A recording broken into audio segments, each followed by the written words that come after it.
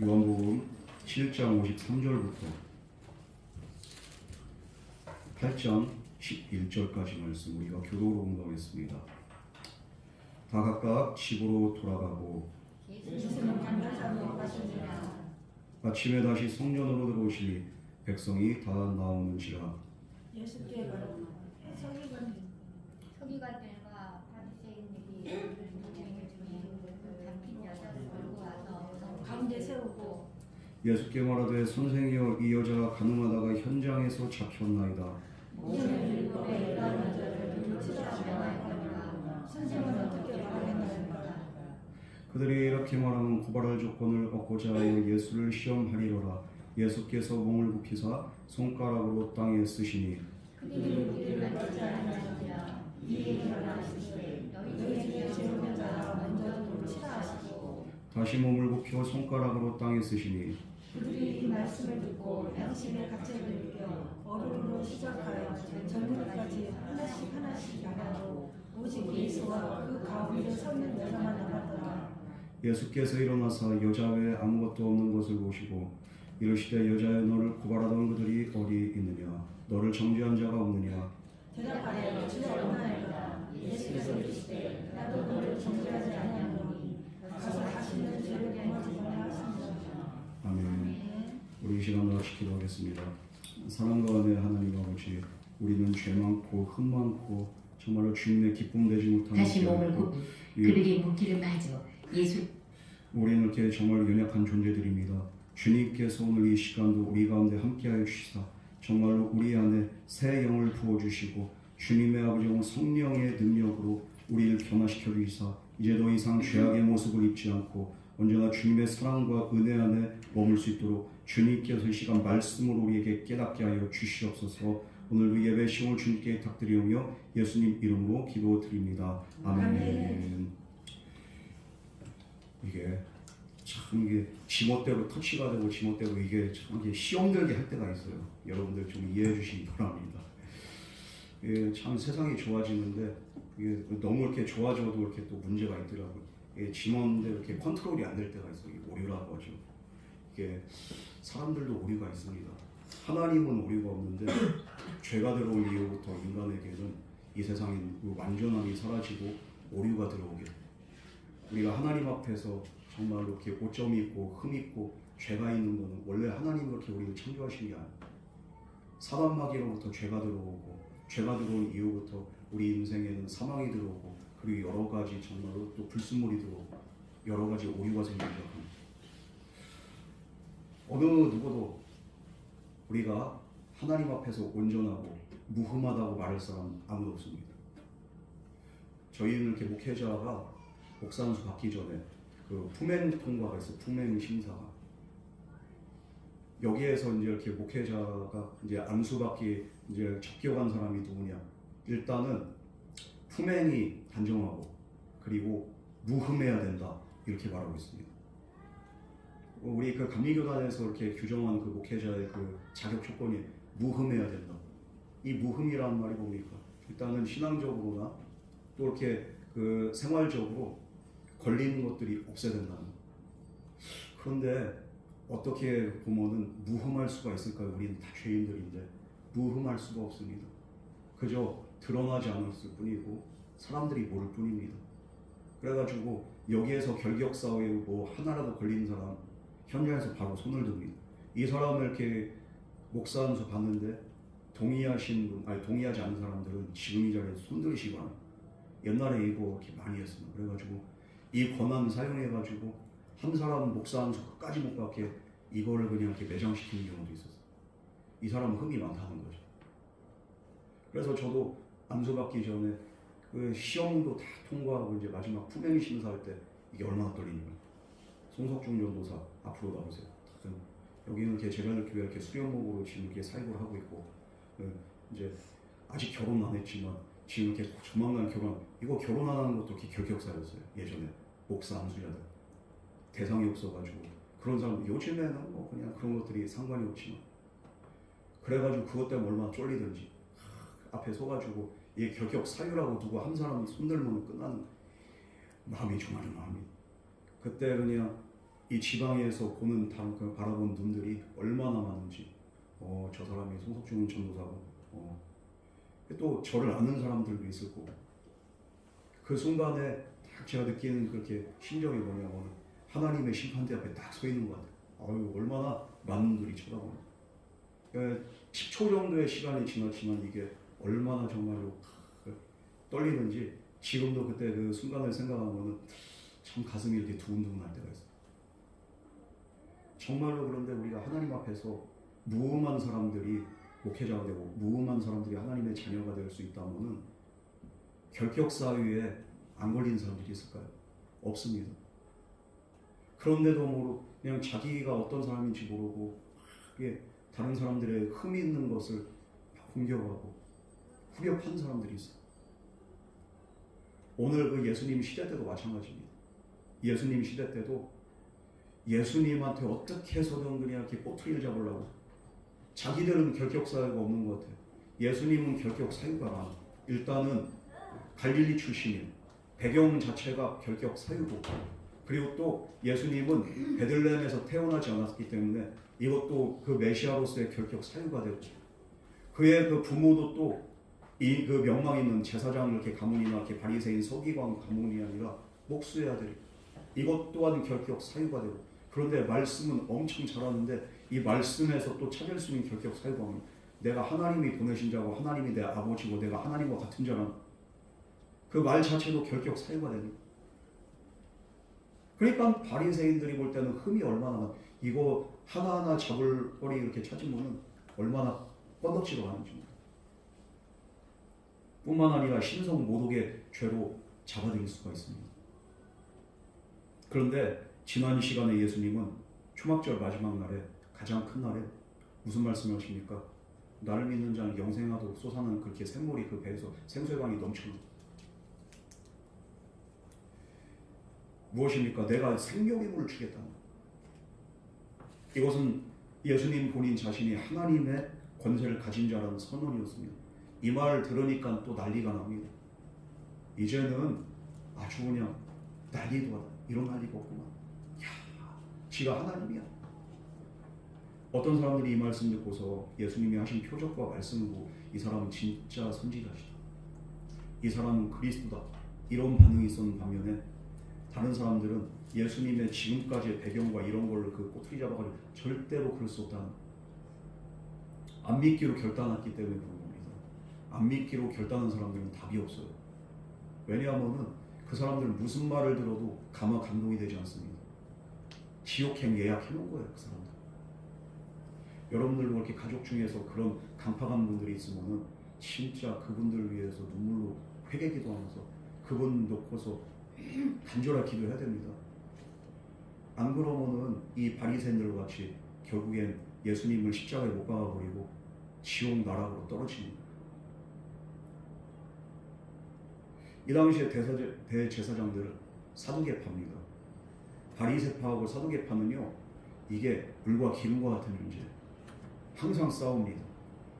그런데 이 한 가지 일을 위해서 그들이 연합을 한 아주 그냥 그렇게 진기한 장면을 연출합니다. 예수님을 잡아들이자. 여기에는 뜻이 하나가 돼가지고 그동안 싸웠던 사두개파와 바리새파가 연합이 돼서, 그래가지고 성전 그렇게 수비대 경비대를 파견을 해서 야 빨리 잡아. 그런데 그들을 잡아오라 시켰는데 어떻게 합니까? 예수님의 말씀을 듣고서 그들이 뭐라고 감화감동을 받아서 이제까지 이렇게 말씀하는 건 없었나이다. 어떻게 저분을 잡겠습니까?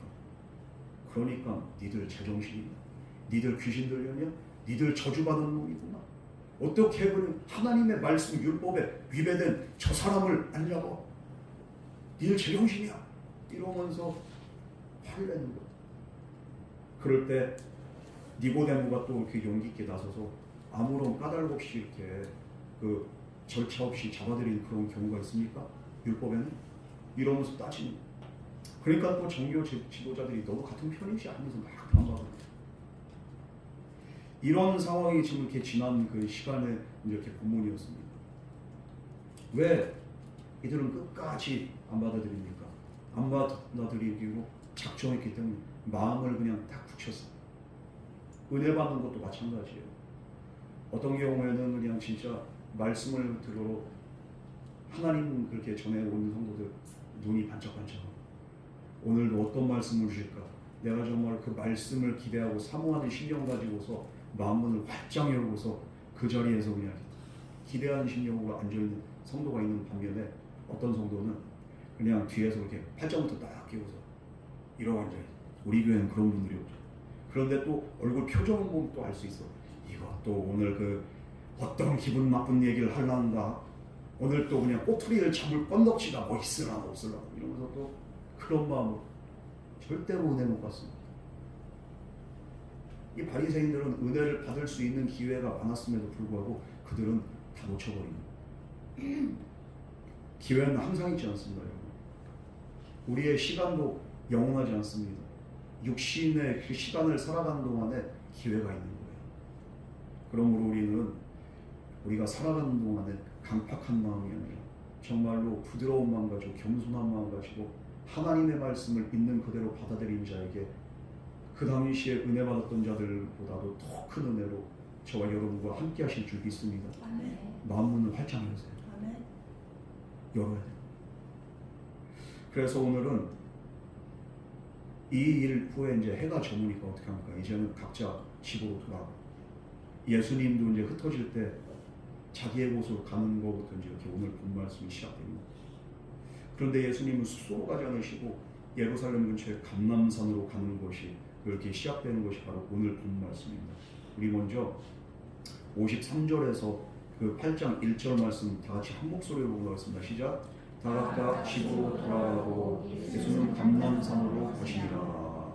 이 감람산이 어디입니까? 바로 겟세마네 동산을 감람산이라고 할 수 있습니다. 바로 이 언덕 위에 이제 이렇게 올리브 산이라고 해요. 감람이 바로 올리브예요. 그런데 이 겟세마네 동산이 있는 곳, 이 감람산은 어디입니까? 바로 예수님이 십자가를 앞두고서 잡히시기 전날 밤에 거기서 그냥 땀방울이 핏방울이 돼서 이렇게 땀을 쏟으시면서 피를 쏟으시면서 기도하신 곳이 바로 이 감람산 겟세마네 동산입니다. 우리가 생각할 때는 겟세마네 동산 딱 한 번만 이렇게 등장하니까 여기 겟세마네 땀내구나. 아니, 예수님은 겟세마네를 예루살렘에 가실 때마다 거기서 기도를 하셨어요. 예루살렘에서 이렇게 맞닥뜨려야 될 수많은 사람들, 그들의 반응과 그들의 또 이렇게 또 공격과 이런 것들을 어떻게 대처해야 됩니까? 바로 기도를 통해서 하나님의 능력을 덧입어 가지고 그들에게 말씀 전하고 그들에게 또 하나님의 표적을 행하시고 능력을 덧입기 위해서 아무도 없는 곳, 한정한 곳으로 예수님은 올라가셔서 기도를 하셨던 겁니다. 오늘도 예루살렘에 오신 예수님께서 이 기도를 하셨던 이유가 뭡니까? 바로 이제는 또 이후에 직면해야 될 더 큰 일들이 있기 때문에. 어떤 일들이 있었습니까? 먼저 2절 말씀부터 다 같이 공부하겠습니다. 시작. 아침에 다시 성전으로 돌아오시니 백성이 다 나오는 자 앉으사 그들을 가르치시더니 예수님은 겟세마네 동산에 철야 기도를 하시고 아침이 돼가지고 다시 성전으로 가셨습니다. 그리고 자신에게 몰려든 사람들이 예수님이 오니까 어떤 사람들이 몰려오겠습니까? 정말로 이 사람은 선지자다. 이 사람은 그리스도다. 이 사람이 하는 말씀 정말로 사람의 말 같지가 않다. 이것을 깨달은 사람들이 막 몰려오기 시작합니다. 말씀의 감화감동을 받아서 오늘은 또 어떤 말씀을 나에게 주시려나. 그냥 정말로 사모한 심령 가지고 예수님 앞으로 막 몰려들기 시작합니다. 더 이상 사람들 눈치 보지 않아. 이 말씀의 은혜를 깨달은 사람은 사람 눈치 안 보고서 그냥 쏟아져 오기 시작합니다. 오늘도 어떤 사람이 은혜 받습니까? 사모하는 심령에게 정말로 이제는 말씀의 감화감동을 받은 자에게 하나님 은혜를 주시는 거예요. 그 말씀을 들을 때 변화가 있고 말씀을 듣는 순간에 기적이 일어나기 시작합니다.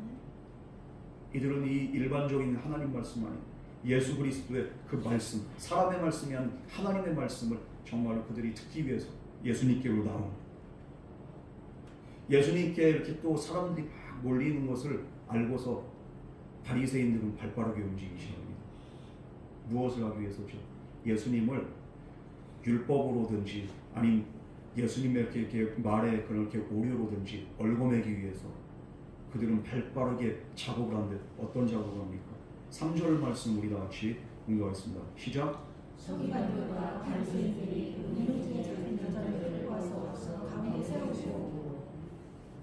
자, 예수님이 사람들 앞에서 이제 말씀하니까 얼마나 이렇게 많은 사람들이 감동받고 그런 이렇게 은혜의 시간이었겠어요. 그런 사람들 앞에서 예수님의 실체 그리고 예수님의 그 허점, 오류 이것을 이렇게 파헤치기 위해서 그들은 한 가지를 계획합니다. 서기관과 바리새인들이 음행 중에 잡힌 여자를 끌고 와서 가운데에 세웠다는 거예요. 가늠하다 현장에서 적발이 돼서 잡혀온 거예요. 죽이려고. 뭐 현장에서 잡혀왔으니까 변명의 여지가 없습니다. 그래서 이 여자는 지금 돌로 쳐 죽여도 무방해요. 가늠하다 잡혔으니까. 어떻게 보면 오늘날을 그렇게 보면은 뭐 그냥 아니 뭐 남녀간에 그냥 이렇게 관계 가지고 뭐 이렇게 그게 그럴 수 있겠지만 그 당시에 이렇게 모세의 법에는 유부녀냐 약혼녀도 유부녀로 취급을 합니다. 이런 사람들과 행음을 하거나 이렇게 또 이렇게 부정한 짓을 하면은 남녀를 다 쳐 죽이라는 그런 율법이 있었어요. 그러니까 이 여자가 일반 처녀는 아니었고 일반 처녀가 그렇게 하면은 이 처녀와 이렇게 또 동침한 남자는 이 처녀 집에다가 이렇게 또 위로금이나 이렇게 이런 이렇게 또 돈을 일정 부분의 돈을 주고서 이 여자를 데려옵니다. 그런데 이거는 그냥 가늠하다 잡혔다는 거 뭡니까? 약혼녀이든지 유부녀이든지 둘 중에 하나입니다. 그런데 가만히 이 장면을 한번 보세요. 여자만 있고 남자가 없습니다. 뭔가가 이상하지. 분명히 교활한 음모가 있었던 것 같습니다. 음행 중에 잡힌 여자란 표현, 아주 이렇게 좀 어색하죠. 남자는 그럼 도대체 어디 있단 말이에요? 남자도 같이 잡아야지. 여자만 왜 잡아? 이 모세의 율법에서 뭐라 말하면 이렇게 레위기 20장 그 10절 말씀에 누구든지 남의 아내와 간음한 자는 곧 그 이웃의 아내와 간음한 자는 그 간부와 음부를 반드시 죽일지니라. 간부와 음부를 반드시 죽이라. 신명기 22장 22절 말씀에 보면은 어떤 남자가 유부녀와 동침한 것이 드러나거든 그 동침한 남자와 그 여자를 둘러 죽여 이스라엘 중에서 악을 제할지니라. 이렇게 말하고 있습니다. 그런데 남자는 어디냐 말이지. 왜 남자는 없고 여자만 잡혀오냐. 참 이상하죠. 아마도 이 여자는 설계를 당했든지 아니면은 강간을 당했든지 어떻게 된지는 알 수 없지만 우리가 자세한 내용은 알 수 없지만 분명한 것은 이것은 바리새인들과 서기관들의 계략이었던 겁니다. 무엇을 위해서? 예수님을 잡아 끌어내리기 위해서. 우리 4절에서 5절 말씀입니다. 같이 공부하겠습니다. 시작. 예수께서 말하되 선생님이여 이 여자가 가늠하다가 현장에서 잡혔나이다. 모세는 율법에 이러한 여자를 돌로 치라고 하였거니와 선생은 이렇게 말하였나이까. 이거 봐요. 자기들이 그냥 이렇게 그 유리한 말만 하잖아요. 가늠한 자를 돌로 치라고 했습니다. 가늠한 사람은 혼자 가늠합니까? 가늠한 남자와 여자를 돌로 쳐서 죽이라고 하는데 왜 여자만 죽여? 왜 성경을 그런 식으로 해석을 할까요? 남자 어디냐? 그러면서 그냥 지금 예수님을 어떻게 해서든 끌어내리기 위해서 이들은 이걸 설계합니다. 서기관들과 바리새인들이 예수님을 아무리 고소를 하지만 예수님의 말발에 이렇게 못 당하고 매번 실패하고 그래서 이제는 한 여자를 희생양 타겟으로 딱 삼아가지고 예수님을 끌고 온 거예요. 이 한 여인의 생명, 한 여인의 인생 중요하지가 않은 것 같아요. 이들은 예수님을 끌어내리기 위해서라면 이 한 여자 죽일 수도 있는 거예요. 어쩌면 이 여자가 법의 보호를 받을 수 없는 과부였을 수도 있어요. 과부였든지 유부녀였든지 약혼녀였든지 어떤 여자였든지 간에 분명한 이 여인은 변명의 여지가 없는 음행을 저지르는 건 확실해요.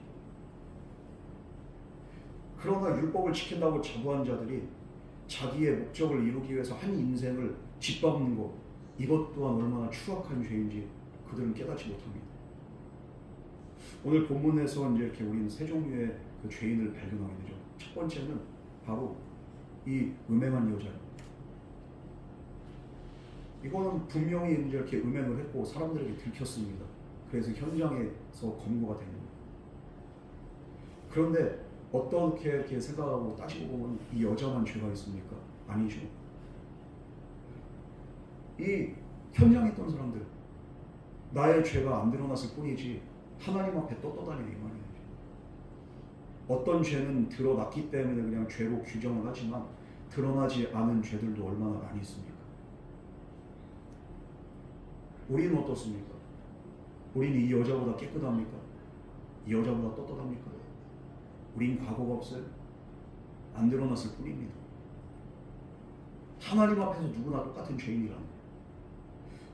두 번째로 이 여자를 끌고 온 서기관들과 바리새인들이 있습니다. 이들은 왜 이 여자를 끌고 왔을까요? 예수님을 올가매서 함정에 빠뜨리기 위함입니다. 그래서 연약한 여인을 이용한 것입니다. 이 여인의 인생 관심 없어요. 자기의 목적을 이루기 위해서 죽여도 되는 여자를 그냥 이렇게 끌고 와가지고 수단과 방법을 가리지 않고 예수님을 어떻게 해서든 올가매려고 합니다. 법을 이용해서 다른 사람을 해치고 심지어 죽이기까지 합니다. 얼마나 악랄한 자들입니까? 자기들은 종교적으로 의롭다고 이렇게 그러면서도 여인은 그냥 끌어내립니다. 여인을 심판할 그렇게 자격과 권리도 자기들에게 있다고 착각을 하는 거죠. 하나님이 이런 자들을 경멸합니다. 누군가를 판단하고 심판할 자격은 하나님밖에 없습니다. 누가 누구를 판단하고 누가 누구를 심판하고 평가합니다. 세 번째로 현장에 있던 주변 사람들, 바리새인 서기관들 왜 손에 돌을 들고서 이제는 이 여인한테 온갖 욕설을 퍼붓고 쌍욕을 하면서 비난을 하는 자들, 알지도 모르면서 그냥 군중 심리에 그냥 혹해가지고 일단 욕부터 바꾸고 오는 사람들. 어떤 경우에는 보면요, 뭐가 이렇게 잘못된지도 모르고 뭐가 이렇게 그런지도 모르고 군중 심의에 의해 가지고 선동에 그냥 선동당해가지고 자기도 모르게 그냥 막 데모하고 자기도 모르게 막 시하시하는 거. 한동안 그냥 광화문 광장에 얼마나 수많은 사람들이 그냥 대통령 물러나 아니면 누구 이제까지 그냥 이렇게 막 데모하고 그런 사람들 보고는 위에서 그냥 조종하는 이렇게 머리들 따로 있고 그냥 같이 그냥 군중 심리에 떠밀려가지고 뭐 맹목적으로 따르는 사람들이 따로 세뇌당해가지고 뭔가가 쉬어가지고 이 사람들은 뭔지 모르는데 막 분노하고 있어요 지금. 그러면서 자기들이 막 민중에 그냥 이렇게 힘으로 막 심판하려고 하죠. 이렇게 가늠한 여자는 죽여서 없애버려야지 사회가 깨끗하고 정화된다고 그렇게 생각을 했던 것 같아요. 그러면서 화를 내요. 만약에 자기 입장이라면 이 사람이 자기 가족이라면 이렇게 분노했겠습니까? 이 장면에서 사람들의 얼굴들이 어땠겠어요? 살기등등하고 혈기 충천해가지고 분위기도 얼마나 살벌했겠어요. 좀 전만 해도 은혜롭게 하나님의 말씀을 강의하고 했던 그 분위기가 순식간에 삽시간에 여기 말씀 들어오는 사람들도 막 변해가지고 그냥 열이 받아 있는 거지. 그러나 하나님 앞에서 이 현장에 있는 모든 음행한 여자, 바리새인이나 서기관이 여기에서 분노한 자들은 하나님이 보시기엔 다 똑같은 죄인들이 본인들은 그런 걸 모르고 본인들이 옳은 줄 알아. 여러분 신앙생활이요 어떤 자에게 은혜가 있습니까? 내가 죄인임을 깨닫는 자에게 은혜가 있어요. 어떤 자가 겸손한 자냐? 주님 나와 같은 죄인을 오늘도 용서해 주시고 주님의 은혜로 덮어주시고 오늘도 주님께서 나의 삶을 인도해 주시고 자기의 무능과 자기의 죄를 깨닫고 하나님 앞에 겸손하게 나오는 자, 이게 바로 겸손이에요. 인격적인 겸손이 아니라 하나님 앞에 내가 누군지를 깨닫는 자, 그게 바로 겸손입니다. 그런데 지금 이들은 겸손과 거리가 멉니다. 교만한 자들. 우리는 교만한 자를 대접하신 그 하나님을 깨닫고 언제나 하나님 앞에서나 사람 앞에서나 겸손한 신앙인이 되기를 주님을 축원합니다. 아멘. 이 사람들의 반응을 보면서 예수님은 어떻게 하셨습니까? 6절 말씀 우리 다 같이 공부하겠습니다. 시작.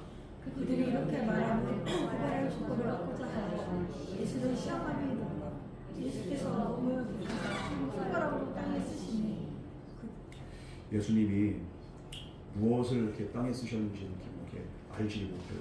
어떤 그 성경학자들은 그냥 그 다음 7절에 하신 말씀을 그 손가락으로 이렇게 땅에 썼다고 합니다. 너희 중에 이렇게 죄 없는 자가 이렇게 도로 쳐라.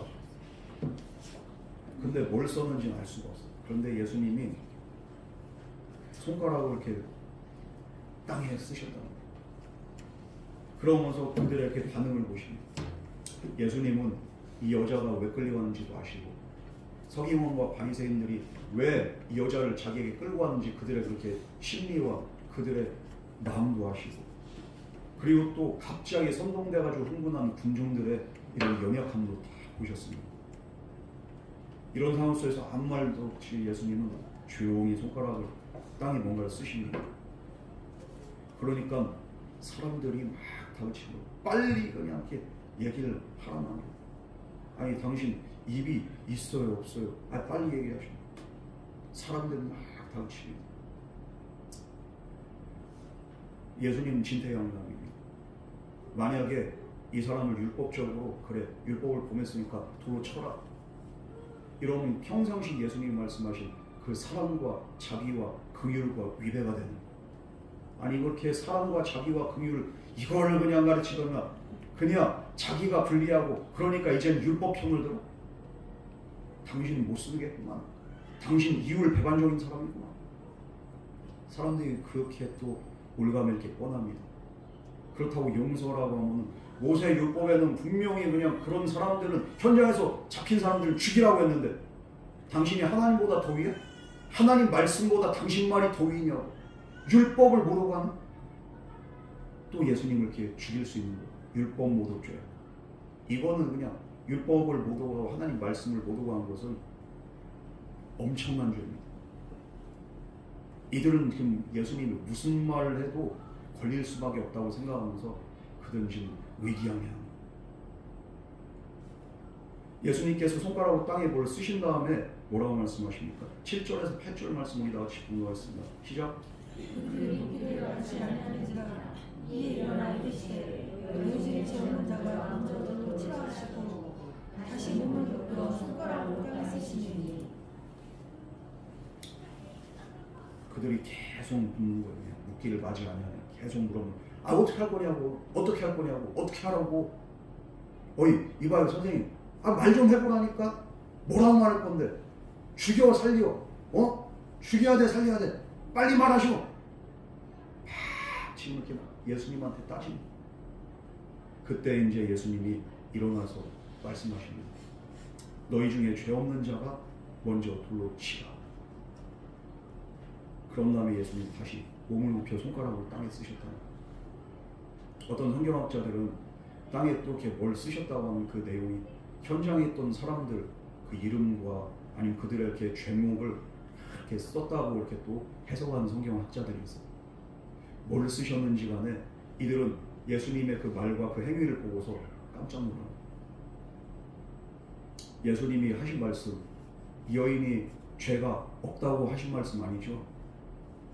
여자는 분명히 죄가 있어요. 그런데 또 예수님이 하신 말씀이 율법이 틀렸다고 하셨습니까? 율법이 틀렸단 말도 아니에요. 이 여자가 그렇게 죄가 없는 것도 아니고 율법이 틀린 것도 아니고 그러나 예수님은 단지 너희 가운데 죄가 없는 사람이 먼저 그럼 이 여자에게 돌을 던지라는 거예요. 예수님 분명히 율법을 안 정했습니다. 여자의 죄가 없다고도 하지 않습니다. 그런데 이 말씀을 한마디를 하시고 다시 땅에서 글씨를 쓸 때 사람들의 마음이 이제 막 동요가 일어나기 시작합니다. 갑자기 조용해요. 전혀 예상하지 못한 답이 나온 거예요. 우리가 한번 생각해 보세요. 이런 상황에 우리가 처해 있을 때 예수님처럼 이런 말씀으로 순식간에 상황을 변화시키고 좌중을 압도할 수 있을까요? 이런 말의 권세는 어디서 나옵니까? 예수님께서 오늘 말씀 초반에도 나오잖아요. 감람산으로 올라가시고 이 일들이 있을 걸 미리 아시고 예수님은 감람산에서 기도로 무장하시고 준비하시고 그리고 또 이들에게 하나님의 말씀을 전하시고 무슨 일을 하든지 간에 우리는 예수님처럼 하는 거예요. 기도보다 앞서서는 안 됩니다. 예수님도 이 사역을 하기 전에 말씀 전하시기 전에 또 이들을 만나기 전에 모르셨겠어요? 알고 계시죠. 그러나 먼저는 기도로 무장하고 하나님의 능력을 받아서 성령의 감동으로 충만한 상태에서 그들에게 나아갔고 그리고 그들에게 이 말씀을 선포할 때 좌중이 그 말씀 한마디에 양심의 가책을 느끼고 압도되기 시작하고 하나둘씩 떠나기 시작합니다. 9절 말씀 우리 다 같이 공유하겠습니다. 시작. 그들이 이 말씀을 듣고 양심의 가책을 느껴 어른으로 시작하여 젊은이까지 하나씩 나가고 오직 예수와 그 가운데 서는 여자만 남았더라. 수많은 사주받은 사람들과 이거 설계한 사람들과 예수님을 이렇게 또 비판하기 위해서 모인 사람들 그리고 또 그 현장에서 갑자기 선동돼가지고 흥미진진하게 이 상황을 지켜보던 사람들 깜짝 놀라요. 그리고서 모두 양심에 걸려가지고 다 도망갑니다. 예수님하고 이 여자 둘만 남아 있습니다. 너희 중에 누구든지 죄가 없거든 먼저 죄 없는 자가 돌로 치라. 손에 돌 들고 있던 사람들 자기가 죄가 없어가지고 이 여자를 죽이려고 했습니까? 내 안에 죄가 있는 거 내가 더 자명하게 알고 하나님이 더 잘 알고 그런데 예수님의 그 말씀이 그들에게 그냥 팍 박히니까 순식간에 양심의 가책으로 다가오고 두렵기 시작합니다. 그 말씀 앞에 다 이렇게 대면한 자들이 두려워서 하나둘씩 손을 부들부들 떨면서 돌을 팽개치고 떠나기 시작합니다. 이렇게 될 수 있었던 이유가 두 가지 이유가 있죠. 첫째는 이 예수님의 말씀의 권위 때문입니다. 이 말씀이 정말로 사람의 말과는 다르잖아요. 하나님의 말씀으로 그들에게 순간 박히니까 그들은 어쩔 수가 없는 자신을 위장하고 있던 교활한 종교 지도자들 자기가 하나님의 그런 말씀의 권위 앞에 다 발가벗겨지게 됩니다. 그리고 내가 어떤 사람인지를 깨닫게 됩니다. 그리고서 그들은 떠나게 됩니다. 예수님의 말씀의 권위에 자기의 실체를 깨닫는 우리도 내 자신의 실체를 깨달을 때가 언제입니까? 바로 하나님의 말씀 앞에 내가 서게 될 때 내가 어떤 죄인인지 복음 앞에 서게 될 때 내가 어떤 사람인지를 깨닫고서 그리고서 회개하게 됩니다. 옛날에 우리가 이렇게 부흥회를 이렇게 가면은 왜 부흥 강사 회개부터 시킵니까? 말씀의 권위를 가지고 그들에게 깨닫게 하시고 그리고 이제 이렇게 회개하게 할 때 얼마나 많은 성도들이 눈물 흘리면서 회개하면서 하나님 앞에 눈물로 나옵니다. 말씀 앞에 그 권세 앞에 그들의 자신의 그렇게 죄가 드러날 때 그들은 어쩔 줄 모르는 그리고서 회개하는 거예요. 그 자리에 가만히 있다가는 더 죄가 드러나게 생기니까 이들은 회개하기보다는 떠나는 걸 선택합니다.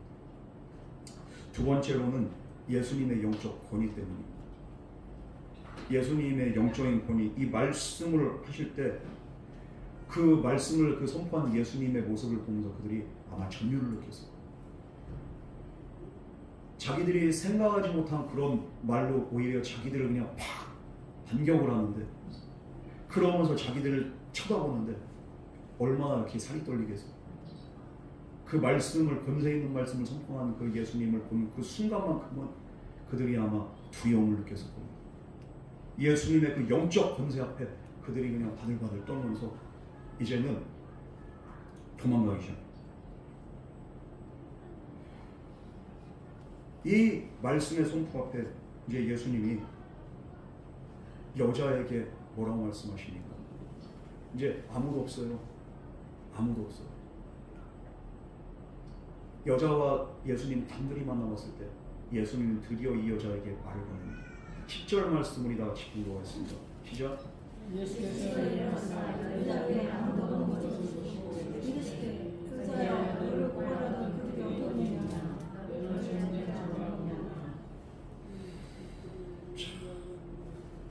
여기서 보면은 무엇입니까? 갑자기 분위기가 순식간에 바뀐 거잖아요. 이제 살벌한 분위기가 바뀌고 평정을 찾았잖아요. 어떻게 보면 한편으로는 어둠과 저주와 죽음이 그냥 떠난 거예요. 그리고 이제는 평안이 이제 이렇게 깃들게 됩니다. 예수님이 이제 여기에서 이렇게 말씀하시는 게 여자야 너를 고발하던 그들이 어디 있느냐 물어보시는 거예요. 너를 고발하는 그들, 너를 정죄하던 자들, 이 말이죠. 원래 사탄의 원래 뜻이 뭡니까? 정죄하는 자, 고발하는 자, 이런 뜻이 바로 사탄이라는 뜻이에요. 마귀는 참소하는 자란 말이에요. 자꾸 우리의 죄를 고발하고 참소하고 우리에게 죄책감을 불러일으킵니다. 지금 이 여자는 수치심과 죄책감과 그 여러 감정의 비참함 가운데 그냥 바들바들 떨면서 고개를 숙이면서 어찌할 바를 보고 있어요. 그런데 지금 좀 전만 해도 자기를 참소하던 자들이 다 떠나갑니다. 조용합니다. 그런 상황에서 여자여 너를 고발하던 그들이 어디 있느냐. 예수님이 물어보십니다. 얼마나 안심이 되면서 얼마나 눈물이 나겠어요. 꼼짝없이 죽었다고 싶은 그 순간에 예수님이 그에게 말씀하십니다. 따뜻한 음성, 너를 고발하던 자들이 어디 있느냐.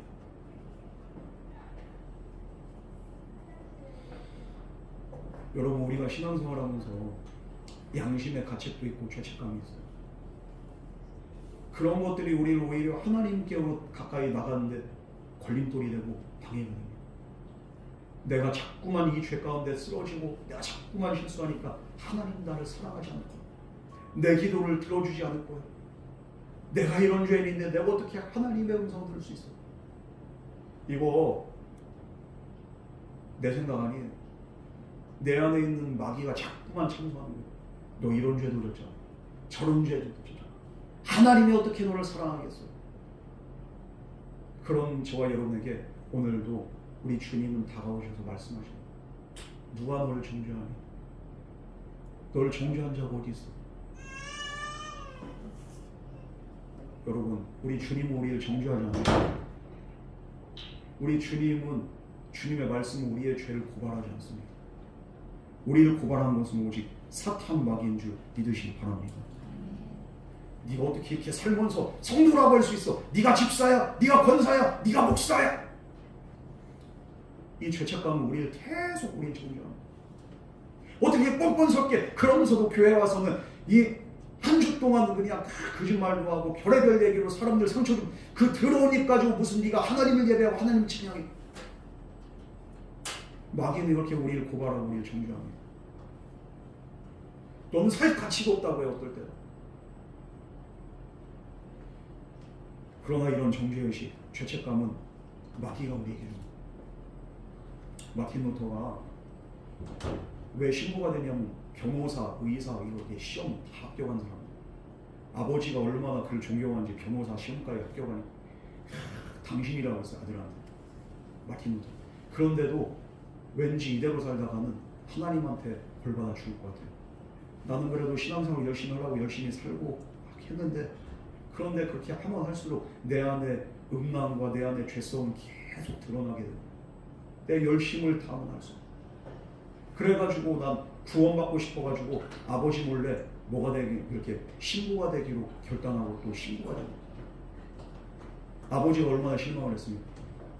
한낱 그 죄책감과 한낱 그것 때문에. 그런데 신부가 되고 주의 종이 되면은 죄로부터 멀어질 줄 알았어요. 그런데 아니에요. 오죽하면은 이게 진짜 이렇게 음욕을 자제하는 그런 이렇게 그 방법도 고안하기도 하고 열심히 그냥 하루 종일 청소도 하고 밭을 일고 그러면서 악한 생각, 세상적인 욕심들 내 안에 안 들어오도 그렇게 몸부림을 쳤는데 이게 안 되는 거예요. 고행을 해도 안 됩니다. 그런데 로마 교황청에서 면죄부를 팝니다. 면죄부를 사면 될 것 같은데 그것도 아니에요. 순례자의 길을 가가지고 이렇게 또 성지순례를 하면 될 것 같은 그것도 아니고 어느 순간에 순례 길을 가다가 그 순례자 그 계단이 있어. 거기 올라가면서 그 무릎으로 올라가면서 기도하면서 그 순간에 내가 뭐 하고 있는가 갑자기 현타가 딱 오는 거야. 그때 그의 머릿속을 그렇게 뇌리를 스친 말씀이 있습니다. 바로 로마서 1장 17절 말씀. 복음에는 하나님의 의의가 드러나서 믿음에서 믿음에 이르게 하는 기록된 바 오직 의인은 믿음으로 말미암아 살리라 함과 같으니라. 그 당시에는 라틴어 성경이에요. 그런데 이 라틴어 성경 문구 구절이 그냥 그에게 딱 들어오기 시작합니다. 그렇지. 내가 구원받는 거, 내가 의로워지는 거, 이건 나의 선행도 아니고 나의 고행도 아니고 오직 믿음으로 말미암아 내가 의로워지고 믿음으로 말미암아 내가 구원받을 수 있지. 이 말씀이 갑자기 그의 뇌를 확 치는 순간에 예전의 모든 그렇게 자기의 그 노력들 이런 것들 다 뒤로 그 계단에서 그냥 내려옵니다. 그때부터 이제 그가 종교개혁이 이렇게 발판을 그렇게 마련하고 시작을 했죠. 교황청이 그렇게 주장하는 그렇게 거짓된 구원관과 이런 것들 반박하고 95개조 반박문을 이렇게 쓰기 시작합니다. 이러면서 얼마나 핍박이 오고 이렇게 때로는 죽음의 위험이 있는지 몰라요. 그렇게 위험 속에서 그가 이렇게 한 게 잘한 게 뭡니까? 독일어로 신약 성경을 번역한 거. 쫓겨다닐 때 그때 그냥 이렇게 몰래 이렇게 숨어 있을 때 그 일을 한 거예요. 라틴어 성경 일반인들이 읽지도 못해요. 오늘날 우리가 이렇게 성경 우리 언어로 이렇게 한 거 처음에 이 작업을 한 게 바로 마틴 루터. 그가 이 성경을 번역하면서 이렇게 알면 알수록 깨달은 게 뭡니까? 하나님의 은혜지 이건 정죄가 아니라는 거예요. 어느 날 95개조 반박문을 쓰는데 마귀가 루터를 찾아옵니다. 야, 너 같은 죄인이 뭘 한다고 네가 종교개혁을 한다고 그래? 니까짓기에 나는 너를 알아. 네가 어떤 죄인인지, 네가 얼마나 음란하고 네가 얼마나 저속한 사람인지 사람들은 몰라도 나는 일을 너를 아는데 네가 그 일을 한다고? 웃기는 소리야. 그렇지, 나는 그런 죄인이야. 너 언제 이런 죄 졌잖아. 맞아. 언제 이런 죄도 졌지. 맞아. 그러나 예수님께서 나를 위해 십자가에 달려 죽으시고 그 보혈의 피로 내 모든 죄를 씻어주셨어. 그래서 그 예수를 믿는 믿음 안에서 난 의로워졌어. 마틴 루터가 이렇게 선포하는 순간에 마귀가 도망가. 어디가 이놈 자식아 하면서 이 잉크병을 집어 던졌는데 마틴 루터 생각을 가면은 그 잉크 이렇게 어릿자국이 있어요. 마귀가 벽쪽으로 해가지고 사라졌거든. 그동안 이렇게 마귀의 참소와 그렇게 고소에 그는 속았던 겁니다. 여러분이 죄책감 인간을 가장 힘들게 하는 겁니다. 죄책감에 시달리는 사람은 우울증에 걸리기도 하고 밤에 잠도 못 자고 고소하고 고발하고 정죄하는 거. 그런데 이건 마귀의 특기입니다. 반면 예수님은 어떤 분입니까? 예수님이 고소고발하는 게 아니라 정죄하는 게 아니라 예수님 용서하시는 분입니다. 우리 11절 말씀 마지막으로 공부하겠습니다. 시작. 예수께서 이르시되 나도 너를 정죄하지 아니하노니 가서 다시는 죄를 범하지 말라 하신다. 엄청난 공포 속에 있을 거 아니에요. 부들부들 떨면서 이제는 다 끝났다. 난 이제 죽었다. 이런 심정으로 그냥 막 땅에 엎드려 있었는데 예수님이 여자여 너를 정죄하던 자들이 어디 있느냐? 여자가 보니까 이제는 아무도 없는 거예요. 주여 없나이다. 얼마나 그냥 안도가 되면서 얼마나 눈물이 막 뚝뚝뚝 떨어지겠어요. 이 상황에 정말로 전 여자 안도와 정말로 또 감사하고 그가 한숨을 쉴 때 예수님 말씀하십니다. 나도 너를 정죄하지 않는다. 이제 다시는 죄를 범하지 마라. 돌아가. 이 말 한마디가 여인을 살리고 여인을 변화시키는 줄 믿습니다. 분명히 여인은 하나님의 법에 따라서 죽을 수밖에 없는 죄를 저질렀습니다. 그러나 예수님은 여전히 이 여인을 용서하고 사랑하십니다. 그리고 이 여자가 새롭게 살아갈 기회를 주셨습니다. 예수님께서. 죄의 싹은 분명 사망이죠. 율법만 보면 이 여인은 돌에 맞아 죽어도 싼 여자예요. 그러나 예수님은 죄인에 대한 사랑과 용서의 정신을 오늘 이 시간 보여주신 겁니다. 예수님이 이런 죄인들을 살리기 위해서 십자가에 달려 죽으셨고, 이 여인과 같은 죄인들로 하여금 예수님을 믿고 회개하여서 새 사람 되게 하기 위해서 예수님은 이 십자가의 모진 고난을 당하신 줄 믿으시기 바랍니다. 오늘 본문에서 서기관들, 바리새인들 일평생 율법만을 연구하면서 살아왔습니다. 그런데 율법의 내용 가지고, 형식 가지고만 살았지 율법의 정신인 사랑과 자비와 긍휼의 정신은 그대로 저버립니다. 그래서 말씀 가지고 사람을 정죄하고 미워하고 죽이기까지 한 겁니다. 그러나 율법의 정신을 완성하기 위해서 오신 예수님께서는 가늠하다 붙잡혀온, 현장에 붙잡혀온 이 여인, 그의 죄를 용서하시고 그에게 회개 기회를, 새롭게 변화된 기회를 주신 줄 믿으시기 바랍니다. 예수님은 우리도 정죄하지 않으세요. 우리가 지난 날에 어떤 죄인이었든지 간에, 우리가 어떤 더럽고 추악한 죄를 지었든지 간에 예수님은 결코 우리의 죄를 정죄하지 않으십니다. 우리가 어떻게 구원 얻었습니까? 죽음의 세력이 떠나간 다음에 우리는 구원을 얻은 줄 믿으시기 바랍니다. 아무 소망이 없던 우리에게 예수님이 생명의 빛으로 찾아오셨고 나에게 말씀하셨고, 그리고 또 나를 위해서 십자가에 못 박혀 죽으신 그 예수님, 우리에게 말씀하십니다. 내가 너를 용서하고 내가 너를 살리기 위해서 내가 십자가에 못 박혀 죽었다. 그러므로 난 너를 정죄하지 않는다. 우리 주님은 오늘도 동일하게 저와 여러분에게 말씀하신 줄 믿으시기 바랍니다. 그러므로 이제 너희에게는, 너 아무에게는 더 이상 정죄함이 없다. 오늘 주님께서 저와 여러분에게 이 말씀을 선언하신 줄 믿으시기 바랍니다. 로마서 8장 1절에서 2절 말씀, 그러므로 이제 그리스도 예수 안에서는 있는 자에게는 결코 정죄함이 없나니 이는 그리스도 예수 안에 있는 생명의 성령의 법이 죄와 사망의 법에서부터 너를 해방하였습니다. 여러분, 이 주님의 은혜로 말미암아 죽음의 세력은 떠나가고 우리에게 생명이 임하고 우리는 살아난 줄 믿으시기 바랍니다. 치욕스러운 과거로 말미암아 억압받았던 육체는 이제 모든 죄는 벗어졌고 이제 더는 희망도 없던 그런 우리의 모습을 이제는 주님 안에서 생명과 소망이 넘치게 된 줄 믿으시기 바랍니다. 이 여인은 소망이 없었어. 죽을 수밖에 없는 여인, 희망이 없던 여인, 예수님 때문에 소망이 생기고 다시 기회가 생기고 새로운 삶이 주어진 줄 믿으시기 바랍니다. 그러므로 우리는 죽음의 저주와 비극이 나를 떠났고 이제는 나는 예수 그리스도의 은혜로 말미암아 복의 주인공이 되고 하나님의 자녀가 되었다. 우리가 항상 이 사실을 기억하면서 감사하며 믿음으로 살아갈 수 있는 저와 여러분에게 주님을 축원합니다. 오늘 예수님 말씀하시는 너희에겐 정죄함이 없고 심판도 없다. 내가 너를 위해서 십자가에 죽었고 너를 용서하고 회복시켰다. 이 은혜의 복음은 여전히 성경을 통해서 오늘 우리에게 흘러나오고 있고 이 복음 안에서 우리는 오늘도 새로워집니다. 이 여인은 이젠 돌아가라. 너의 삶의 현장으로 돌아가. 예수님. 이 여인이 이렇게 일부러 그러진 않았을 거예요. 혹해서 잘못하다가 걸려드는 거예요. 잠깐 길을 잃었을 뿐입니다. 예수님이 그걸 아시기 때문에 이 여인을 정죄하지 않는 거예요. 그래서 더 이상 과거로 돌아가지 말고 죄를 짓지 말고 이제 하나님이 원하시는 뜻대로 너는 새 삶을 살아라. 예수님은 그에게 이렇게 말씀하십니다.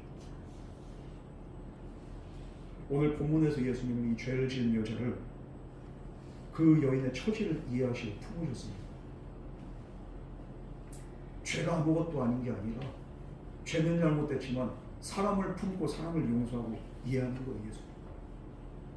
그게 바로 우리 사랑의 주님입니다. 예수님이 이 여인을 불쌍히 여기셨습니다. 마찬가지로 오늘 저와 여러분도 예수님이 불쌍히 여기시고 긍휼히 여기셨기 때문에 우리가 그 지난날 동안 주님의 품을 떠나고 이 세상에서 내 마음대로 고집하면서 살아갔지만 저와 여러분을 다시 한번 주님의 전으로 불러주신 줄 믿으시기 바랍니다. 네가 과거에 뭘 했는지 나는 상관하지 않아. 이게 바로 사랑의 주님이에요. 이 여인에게 정말 필요한 건 정죄받고 돌에 맞아 죽는 것이 아니라 바로 용서와 사랑인 것을 우리 주님께서는 아셨기 때문입니다. 그래서 예수님이 이 여인을 정죄하지 않고 용서하신 겁니다. 소망과 자유를 주시며 이제 사랑과 은혜로 회복돼서 새로운 삶을 살라고 우리 주님께서 이 여인을 인도하신 줄 믿으시기 바랍니다. 우리가 여러 가지 감정을 보면은 정말로 매춘부였던 사람들도 있고 창녀였던 사람들도 있어요. 고대 이렇게 중세 문서에도 보면은 거룩한 성녀가 된 매춘부들에 대한 그런 기록들이 있어요. 예수님 말기 전에 그들은 몸을 팔면서 생계를 유지하고 그러면서 이게 죄인 줄 몰랐어요. 그런데 어느 순간 예수님을 만난 이후에 그들의 삶이 변화되었던 그런 고대 문서들을 보면 이후의 삶은 이제 더 이상 자기의 몸을 가지고 이렇게 먹고 사는 게 아니라 봉사하고 구제하면서 주의를 하면서 남은 인생을 그렇게 아름답게 살아갔다는 그런 기록들이 있어요. 우리가 생각할 때는 이런 사람들이 어떻게 이렇게 구원받을 수 있어요? 구원받을 자격이 있습니까? 더럽고 추악한 사람들이 수많은 남자들하고 이렇게 해가지고 몸을 더럽힌 여자들인데 이런 사람의 죄를 깨끗하게 하신다고 하나님? 우리 인간적인 생각으로는 말도 안 되죠. 그런데 주님은 용서하신 거예요. 그래서 그들의 삶은 변화된 거예요. 주님 앞에서 용서하지 못할 사람 없고 구원받지 못할 자가 없습니다. 죄를 깨닫고 주님 앞에 온전히 돌이킨 자들, 주님께서 오늘도 과거의 모든 죄를 다 씻어주시고 용서하시고 은혜를 베푸신 줄 믿으시기 바랍니다. 이 예수님의 조건 없는 사랑과 정말로 그 은혜, 여기에 충격받은 여자, 그의 삶은 어떻게 달라졌을까요?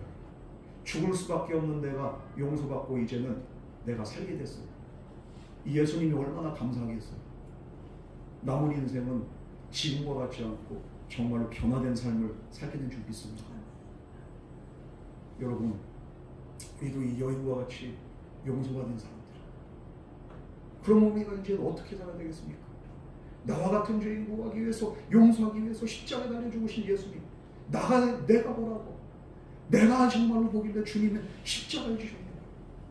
이 은혜를 깨달은 사람은 이제는 그 은혜를 깨닫기 때문에 이제는 주님의 기쁨을 위해서 전도하고 헌신하고 봉사하면서 남은 인생 그렇게 사는 거예요. 여러분, 죄를 다시 범하지 말아요. 말씀한 그 주님의 이 말씀 기억하세요. 이 가늠한 여인을 용서해 주신 예수님, 이 여인은 이제 은혜를 기억했을 거예요. 우리도 마찬가지. 나를 살리시는 그 주님의 은혜를 기억하는 저와 여러분에게 주님을 축원합니다. 그리고 더 이상 불행한 과거와 과거의 죄에 얽매이지 마시고 여기로부터 벗어나는 저와 여러분에게 주님을 축원합니다. 가늠하다 잡힌 여인 이제 과거 없어요. 다 지워졌습니다. 날 죽이려고 했던 사람들은 모두 다 떠났습니다. 이제 나에게는 새로운 삶만 있을 뿐입니다. 이것이 바로 가늠한 여인이 누린 은혜와 축복입니다. 우리도 그 복을 누릴 수 있어요. 때로는 과거의 죄가 떠오를 때가 있고 때로는 내가 잘못한 것들이 막 떠오릅니다. 불교나 다른 곳에서는 그냥 참선을 하라고 흑기를 하라고 그게 해결이 됩니까? 절대 못해요. 누군가 정말 절대적인 그 어떤 존재가 내 죄의 문제를 해결하지 않고서는 우리는 정죄로부터 판단으로부터 피할 길이 없습니다. 그 일을 누가 하셨습니까? 주님이 하신 거예요. 그래서 우리도 이 가늠한 여인과 같이 동일한 복을 오늘 우리가 누리고 살아간 줄 믿으시기 바랍니다. 그러므로 이 사랑을 깨달은 저와 여러분들, 여러분이 이제 어떻게 살아야겠습니까? 하나님을 더욱더 사랑하고 이웃들에게 이제 우리가 용서받은 자로서 우리도 용서하고 자비와 은혜를 베풀어야 될 줄 믿습니다. 가장 큰 자비와 은혜를 베푸는 게 뭐예요? 믿지 않는 자에게 주님의 복음을 전하고 그들도 살 수 있는 길을 우리가 열어주는 거예요. 그게 바로 전도입니다. 2024년도 나를 살리신 그 예수님, 그분의 은혜 우리가 무엇으로 보답하겠습니까? 바로 나와 같은 죄인을 나를 통해서 또 살리기를 원하는 예수님의 그 심정을 깨달아서 믿지 않는 자에게 우리가 때를 얻든지 못 얻든지 이제는 전하기에 힘써야 될 줄 믿습니다. 그렇게 사랑하고 은혜를 베풀고 그런 삶을 살아갈 때 주님의 은혜와 주님의 축복이 영원히 우리를 떠나지도 않고 정말로 우리가 그 사랑 안에 머물면서 이 한 세상 살아가는 동안에 우리의 삶의 참된 기쁨과 평강과 은혜가 날마다 넘치게 될 줄 믿습니다. 아멘. 우리가 그런 은혜 받았습니다. 잊지 마시고 날마다 그 은혜 안에 사랑 안에 살면서 다른 길 가지 마시고 좌로나 우로나 치우치지 마시고 오직 한 분이신 예수 그리스도를 바라보고 그분 따라가고 그분을 사랑할 수 있는 저와 여러분 되기를 주님으로 축원합니다. 우리 이 시간 다 같이 기도하겠습니다. 사랑과 은혜 하나님 아버지, 우리와 같은 죄인을 구하기 위해서 십자가에 달려 죽으시고 또한 우리를 위해서 그 모진 고난 당하시면서까지도 우리를 정죄하지 않으시고 판단하지 않으시고 오히려 끝까지 사랑하시고 품어주신 주님의 은혜를 생각하며 감사와 찬송과 영광을 올려드립니다. 이 가늠한 여인과 우리는 다를 바 없는 똑같은 죄인입니다. 그런 우리를 사랑하셔서 주님께서 몸버려 죽으신 줄 믿습니다. 이제 남은 생에는 주님 앞에 온전히 흠없고 거룩한 모습으로 정말 주님의 기쁨된 삶을 살아갈 수 있도록 주여 우리에게 믿음과 은혜 더하여 주시옵소서. 오늘 이 시간 우리의 심령을 변화시키시고 우리의 영과 혼과 육을 변화시키셔서 주님의 기쁨된 삶을 살아갈 수 있도록 주여 함께 하시고 우리가 그 은혜를 잊지 않도록 주님께서 날마다 성령의 감동으로 함께 하시고 인도하여 주시옵소서. 이 모든 말씀 거룩하신 예수님 이름으로 간절히 기도드렸습니다. 아멘.